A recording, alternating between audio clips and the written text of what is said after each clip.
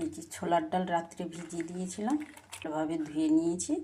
এবারে সেদ্ধ করে নেব, 2টো সিটি দেবো, ব্যাস হয়ে যাবে। পুরানপল্লির জন্য নিয়ে নিচ্ছি আটা। এই যে আটা নিয়ে নিলাম। যে যেমন বানাবেন সেই পরিমাণে আটা নিলেই হবে। দিয়ে দিচ্ছি লবণ, দেব হলুদ, আর কিচ্ছু লাগবে না।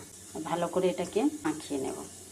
এবার অল্প অল্প জল দিয়ে যেমন রুটির ডো বানায় সেইভাবে ডোটা বানিয়ে নেব। আটা মাখানো হয়ে গেছে, ঢাকা দিয়ে রেখে দেব।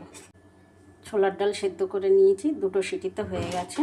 এবার ভালো করে মিক্সিতেও পেস্ট করে নিতে পারেন বা ছাঁকনিতেও চেপে চেপে ছেঁকে নেওয়া যায়। আমি মিক্সিতে পেস্ট করে নিচ্ছি। মিক্সিতে পেস্ট করা হয়ে গেছে, কড়াইতে সব দিয়ে দেব। দেব আখের গুড়। ছোলার ডাল একটু মিষ্টি, তাই যে যেমন মিষ্টি খাবে সেই পরিমাণে দিলেই হবে। এবার গুড় আর ছোলার ডালের পেস্টটা ভালো করে পুরটা বানিয়ে নিতে হবে। এই যে গ্যাস অফ করে দিচ্ছি। পুরটা এইরকম থাকবে, কিন্তু ঠান্ডা হলে ছোলার ডাল তো টেনে যাবে। একটু ঠান্ডা হওয়া পর্যন্ত ওয়েট করি। কুচি করে নিয়েছি।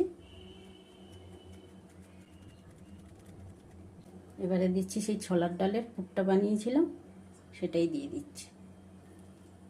মাছটা দিয়ে দিলাম, এইভাবে এই বেলে নিচ্ছি।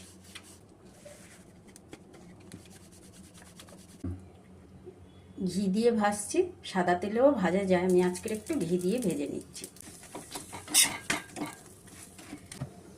ফ্রিজে বানিয়ে পুরানপল্লির পুরটা এইভাবে বানিয়ে রেখে দিই। যখন বানাবো তখন একটু আগে বের করে নিলে একদম স্মুথলি হয়ে যাবে।